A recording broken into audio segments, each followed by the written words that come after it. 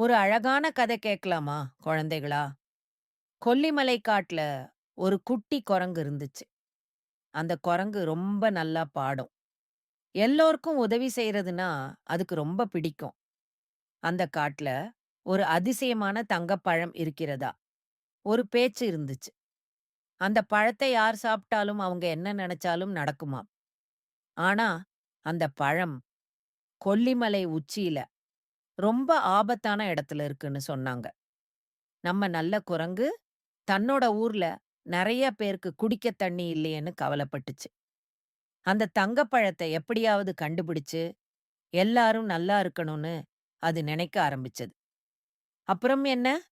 நம்ம புத்திசாலி குரங்கு மெல்ல மெல்ல கொல்லிமலை உச்சிக்கு ஏற ஆரம்பிச்சது. வழியில நெறைய பள்ளங்களும், மேடுகளும், பயமுறுத்துற மாதிரியான பாதைகளும் இருந்துச்சு. ஆனா, குரங்கு பயப்படாம எல்லாத்தையும் தாண்டி போச்சு. கடைசியா அந்த உச்சிக்கு போயிடுச்சு. அங்க ஒரு பெரிய மரத்துல அந்த தங்கப்பழம் பளபளன்னு மின்னிட்டு இருந்துச்சு. குரங்குக்கு ரொம்ப சந்தோஷமா இருந்துச்சு. அந்த குரங்கு அந்த பழத்த எடுத்துக்கிட்டு சந்தோஷமா கீழ இறங்கி வந்துச்சு. ஊருக்கு வந்து அந்த பழத்த வச்சு எல்லாரும் குடிக்கிற மாதிரி நெறைய நல்ல தண்ணி வர வச்சுட்டாங்களாம். பாத்தீங்களா குழந்தைகளா? மத்தவங்களுக்காக நல்லது நெனச்சா அது கண்டிப்பா நடக்கும்.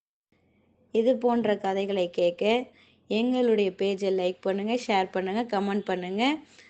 பிடிச்சிருந்தா ஃபாலோ பண்ணுங்கள்.